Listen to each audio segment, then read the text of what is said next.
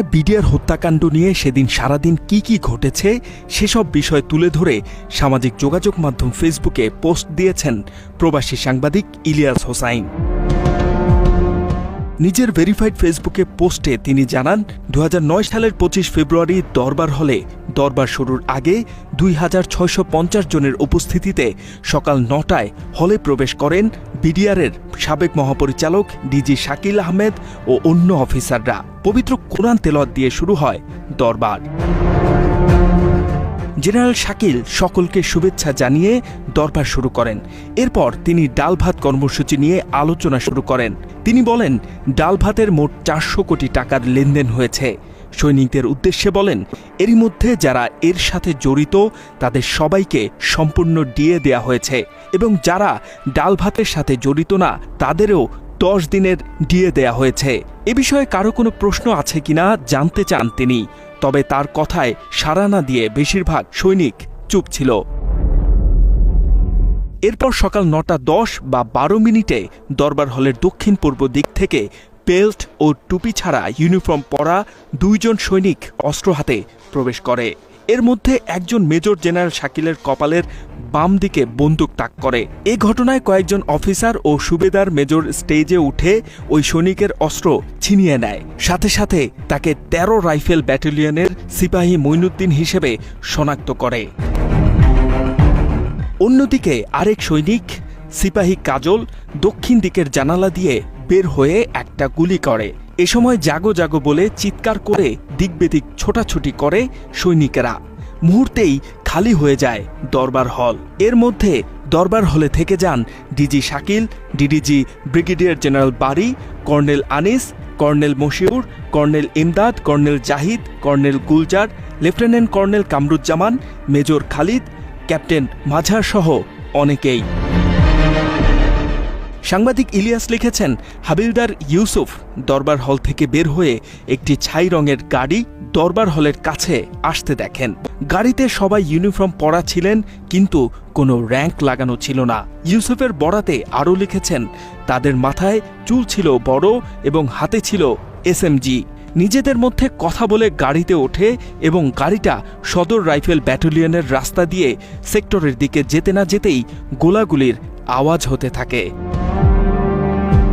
25 ফেব্রুয়ারি সকাল আনুমানিক 9:30 থেকে 10:30টার সময় দরবার হল লাল সবুজ কাপড় দিয়ে নাক মুখ বাঁধা বিডিআর সৈনিকরা ঘিরে ফেলে, এলোপাথারি গুলি করতে থাকে।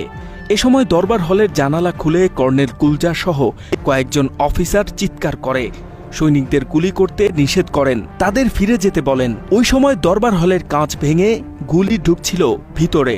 উপায়ন্তর না পেয়ে অফিসাররা কেউ দেয়ালের পিছনে, কেউ পিলারের আড়ালে আশ্রয় নেয়। এরপর সাংবাদিক ইলিয়াস তার পোস্টে লেফটেন্যান্ট কর্নেল কামরুজ্জামানের বরাত দিয়ে লিখেছেন, ডিজি কারো সাথে মোবাইলে কথা বলছেন। তিনি বলছিলেন, 44 রাইফেল ব্যাটালিয়নের কিছু সৈনিক বিদ্রোহ ঘোষণা করেছে, দ্রুত সেনাবাহিনী পাঠান। এরপর ডিজি কেন্দ্রীয় সুবেদার মেজর নুরুল ইসলামের উদ্দেশ্যে বলেন, এসএম সাহেব, সৈনিকদের এরকম ক্ষোভ আছে, আপনি তো কোনোদিন একবারও বলেননি। এদিকে যে অস্ত্রটি দরবারে সিপাহী মঈনুদ্দিন ডিজির দিকে তাক করেছিল সেটি দিয়ে মেজর আজিজুল হাকিম গুলি করতে চান, কিন্তু ডিজি তাকে থামিয়ে দিয়ে বলেন, ডোন্ট শুট। এ সময় ডিজি সেনাপ্রধান ও ডিজি র্যাবের সাথে মোবাইলে কথা বলেন। এর মধ্যে কর্নেল গুলজার বলেন, র্যাবের সবার সাথে কথা হয়েছে, তারা কিছুক্ষণের মধ্যে রওনা দিবে। ইলিয়াস আরও লিখেছেন, আনুমানিক 9টার দিকে ডিজি শাকিল সে সময়ের প্রধানমন্ত্রী শেখ হাসিনার সাথে কথা বলেন। তখন ডিজি হাসিনার সাথে কথা বলবেন বলে সবাই চুপ করে থাকায় ওনার কথা স্পষ্টই শোনা যায়। ডিজি শাকিল বলেন, প্রধানমন্ত্রী 44 রাইফেল ব্যাটালিয়নের সৈনিকরা সরকারকে হেয় করার জন্য বিদ্রোহ করেছে, তাদেরকে দ্রুত সাহায্য পাঠিয়ে বাঁচানোর আকুতি জানান। আসসালামু আলাইকুম স্যার। মাননীয় প্রধানমন্ত্রী কথা বলবেন। দাও।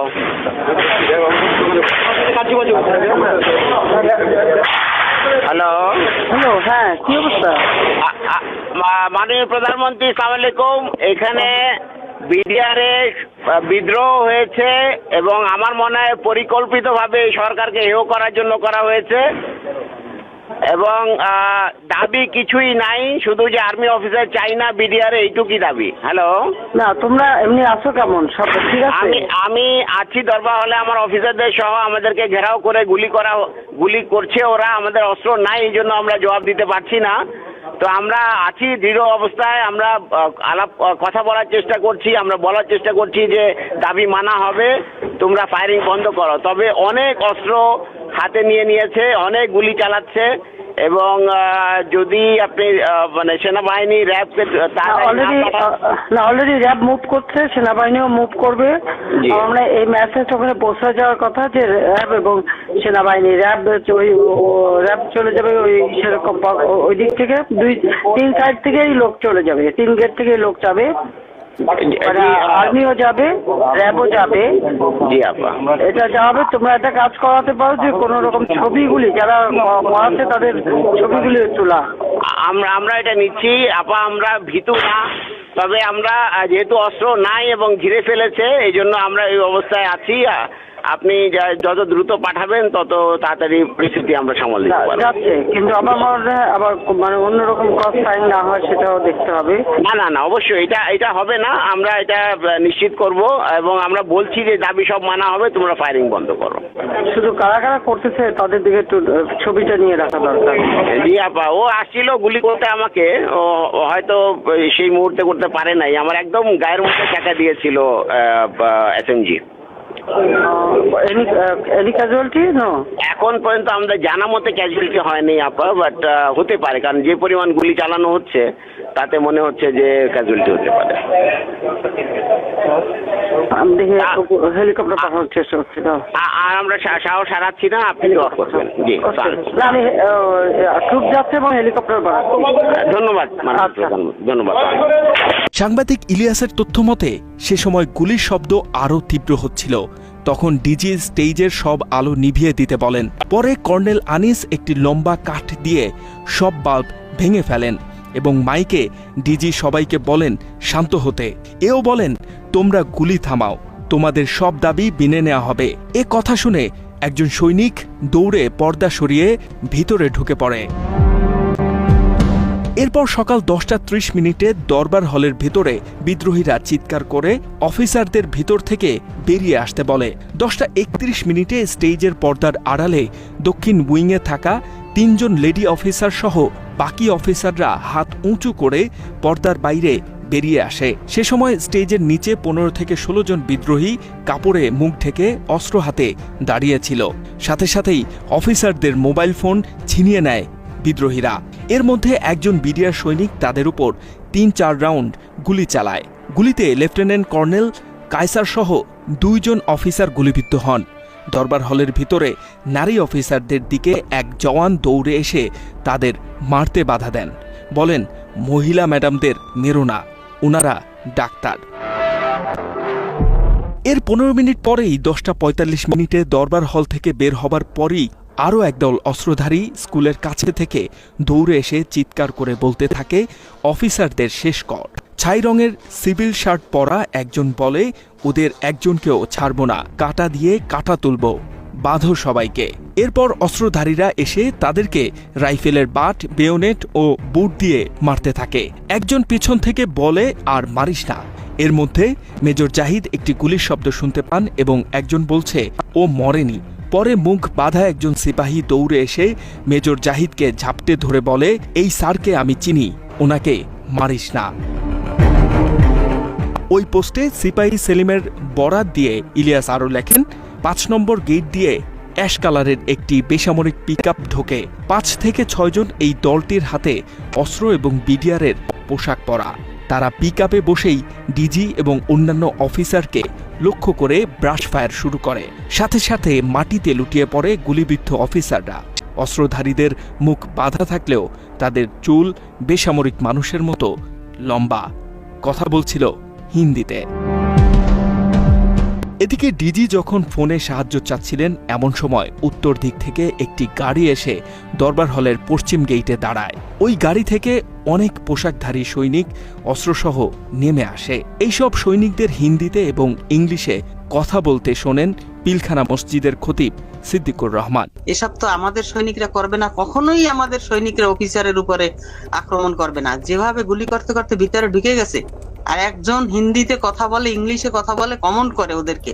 সিদ্দিকুর রহমানের ভাষ্যমতে তারা অন্যান্য সৈনিকদের গুলি করার জন্য কমান্ড করছিল।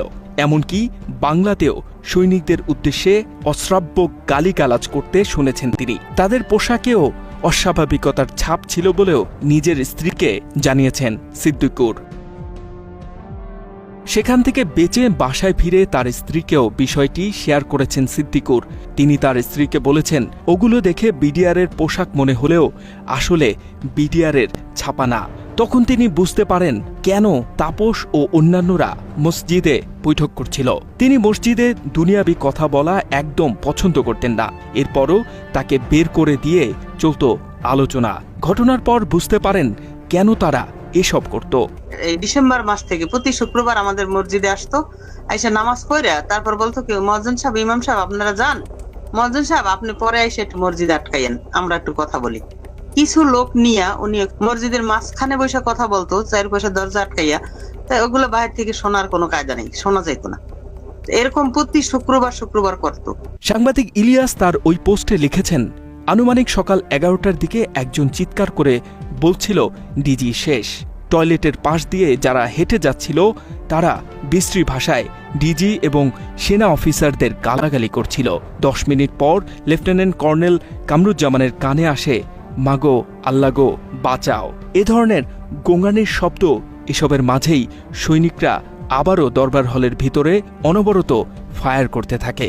তখন ভেতর এবং বাইরে উল্লাস করছিল সব বিদ্রোহীরা। এরপর আনুমানিক 11:08 বা 10 মিনিটের দিকে একজন সৈনিক মেজর মাকসুমের পা দেখে গালি দিয়ে বলে ওঠে, একটা এখানে আছে। তারপর ব্রাশ ফায়ার শুরু করে সামনের টয়লেটের দেয়ালে। মেজর মাকসুম চিৎকার দিয়ে বলে তার গায়ে গুলি লেগেছে, আর গুলি না চালাতে, এমনকি তাকে হাসপাতালে নেয়ারও আকুতি জানান। এরপরও মেজর মাকসুমকে লক্ষ্য করে গুলি চালায় তারা।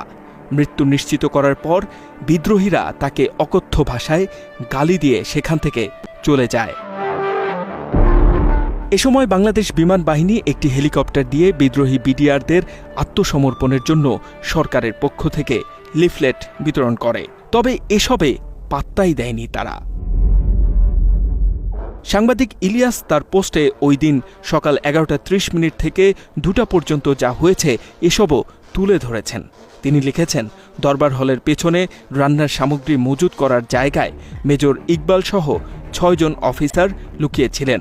তখন 2 জন সৈনিক এসএমজি সহ সেখানে ঢুকে 3 জনকে এলোপাথারি গুলি করে হত্যা করে। এ সময় সুমন নামের আরেক সৈনিক ডেকচি ধাক্কা দিয়ে লেফটেন্যান্ট কর্নেল সাজ্জাদকে দেখতে পায় এবং খুব কাছ থেকে গুলি করে।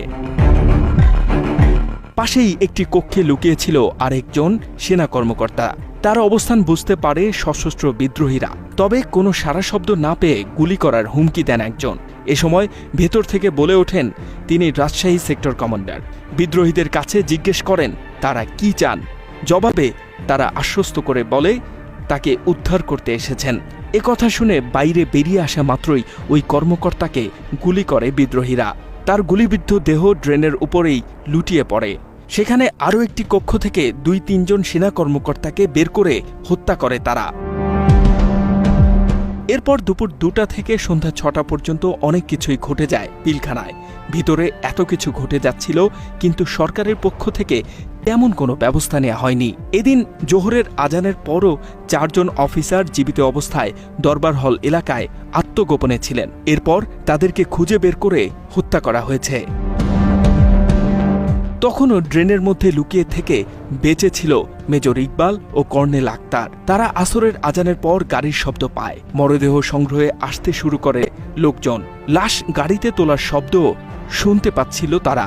এরপর মেজর ইকবাল সেখান থেকে বেরিয়ে যায়। মেজর আফতাব তাকে নিষেধ করলেও শোনেননি। ড্রেন থেকে বেরিয়ে ইকবাল আশ্রয় নেন রাইফেলস পরিবার কল্যাণ সমিতির ভবনের একটি সিলিংয়ে। পরে সেখানে 26 ফেব্রুয়ারি বিকেলে উদ্ধার হন ইকবাল। 25 ফেব্রুয়ারি রাত 1টা পর্যন্ত বেঁচে ছিলেন আফতাব। এরপরই তাকে হত্যা করা হয়। সাংবাদিক ইলিয়াস লেখেন, দরবার হলের পেছনে ড্রেনের মধ্যে লুকিয়ে থাকা মেজর মনিরুল আলম সন্ধ্যার আগে গাড়ির শব্দ পান এবং পরে বুঝতে পারেন কয়েকজন সৈনিক এসে মৃতদেহ নিয়ে যাচ্ছে। তিনি নিজের চোখে রাজশাহী সেক্টর কমান্ডারের হাতঘড়ি খুলে নিতে দেখেন। মৃতদেহগুলি নিয়ে যাবার বেশ খানিকটা পর রক্তের দাগ পানি দিয়ে ধুয়ে ফেলার জন্য এনসি ক্লিনার আনা হয়। তারা রক্ত ধোয়া পানি ড্রেনে ফেলছিল। তিনি আরও লিখেছেন, 2:30 থেকে 2:45টার দিকে নায়েব সুবেদার মনোরঞ্জন, নায়েব সুবেদার ওয়ার্ড মাস্টার হাশেম, ঝাড়ুদার আব্দুল হাকিমকে একটি পিকআপে উঠতে বলে। দরবার হল জুড়ে প্রায় 30টি লাশ দেখতে পান তারা। ঝাড়ুদার হাকিম একাই 3টি মৃতদেহ ট্রাকে তোলেন। সে সময় লাশের দিকে তাকিয়ে মনোরঞ্জনকে বলেন, খেয়ে দে তো আপনারা তন্দুরের মতো মোটা হয়েছেন, এখন দেখেন কেমন লাগে। প্রাথমিকভাবে কিছু মৃতদেহ ম্যানহোলেও ফেলেছে বিদ্রোহীরা, ফলে সেগুলো সুয়ারেজ লাইন দিয়ে কামরাঙ্গীর চরে চলে যায়। সাংবাদিক ইলিয়াস আরও লিখেছেন, মৃতদেহগুলো আনুমানিক বিকেল 4টা থেকে 5টার দিকে পিকআপ এবং 3 টন ট্রাকের মাধ্যমে স্থানান্তর করে এমটি গ্যারেজের পাশে রাখা হয়। এসব বিষয় তদারকি করেন নায়েব সুবেদার মনোরঞ্জন। কিছু লাশ 13 রাইফেল ব্যাটালিয়নের দিকে নেওয়া হয়। এরপর রাত আনুমানিক 10টার দিকে 13 রাইফেল ব্যাটালিয়নের সুবেদার মেজর কেন্দ্রীয় এমটি গ্যারেজের পাশ থেকে লাশ বহনকারী গাড়িগুলো মর্চুয়ারির পাশে রাখেন। 44 রাইফেলস ব্যাটালিয়নের সিপাহী ওবায়দুলের বরাত দিয়ে ইলিয়াস লিখেছেন, দরবার হলে পৌঁছানোর পর দেখেন সিপাহী সেলিম, সিপাহী হাবিব সহ অনেকে অফিসারদের মৃতদেহের ওপর বেয়োনেট চার্জ করছে। এ সময় সিপাহী ওবায়দুল কর্নেল আনিসের লাশ চালের বস্তায় ভরে। এসব বস্তা এনেছেন পিকআপের ড্রাইভার সিপাহী জমির। একই সময় দরবার হলের সামনের মাঠে আরও কয়েকজন সৈনিক বস্তায় লাশ ভরার কাজ করছিল। তারা আনুমানিক রাত 11টার দিকে 10 থেকে 12টি লাশ পিকআপে ওঠায়। গাড়ি চালক জমির এবং দ্বিতীয় আসনে বসা সিপাহী সেলিম সহ কয়েকজন মিলে গালফ গ্রাউন্ডের পাশে ম্যানহোলের দিকে যায়। সিপাহী ওবায়দুলের তথ্যমতে এ সময় 3টি লাশ কেরোসিনের আগুনে পুড়িয়ে ফেলা হয়। বাকি মরদেহগুলো গালফ গ্রাউন্ডের পাশে ড্রেনে ফেলে দেয় তারা। এদিকে আনুমানিক রাত 12টার পর মেজর মনির আশেপাশে কেউ নেই আন্দাজ করে ড্রেন থেকে বেরিয়ে আসেন। লুকানোর জন্য নিরাপদ স্থান খুঁজতে থাকেন। এরপর দরবার হলের ছাদের দিকে ওঠেন। এক পর্যায়ে তিনি দরবার হলের ছাদের নিচে ফল সিলিংয়ে ঢোকার পথ পেয়ে যান এবং নিঃশব্দে ঢুকে পড়েন। সেখানে সারা রাত বিভিন্ন সময়ে 20 থেকে 30 জন সৈনিকের উপস্থিত আন্দাজ করতে পারেন তিনি। ওই সৈনিকদের মধ্যে কি কথা হয়েছিল সেগুলো তার পোস্টে তুলে ধরেছেন সাংবাদিক ইলিয়াস। তিনি লিখেছেন, 1 সৈনিক মোবাইলে বরিশালের আঞ্চলিক ভাষায় বলছিল সিচুয়েশন কন্ট্রোল আছে। 2 শহীদ নামটি বারবার শুনতে পায়। 3 রাত 1টার দিকে একজনের কথা শোনা যায়, 15টারে মাইরা আসলাম, মরছে মোট 60 থেকে 70টা, আরও কিছু রাখা উচিত ছিল। 4 ওরা এসে আরাম করে মজা খায়, আমাদের কষ্ট দেয়, গোসলের পানি পাই না, গাছে পানি দেয়। 5 ডিজি ম্যাডামকে নিয়ে অত্যন্ত অশ্লীল ভাষায় মন্তব্য শোনা যায়। তারা আরও বলে তিনি কোথাও ক্লাস না নিয়েই 60 থেকে 70 হাজার টাকা নেয়, টাকা আয় করা কত সহজ। 6 এ সময় অপরিচিত ভাষায় 2 জনকে কথা বলতে শোনেন, কোন ভাষা বুঝতে পারেননি। এভাবেই 25 ফেব্রুয়ারি রাত পেরিয়ে সকাল হয়।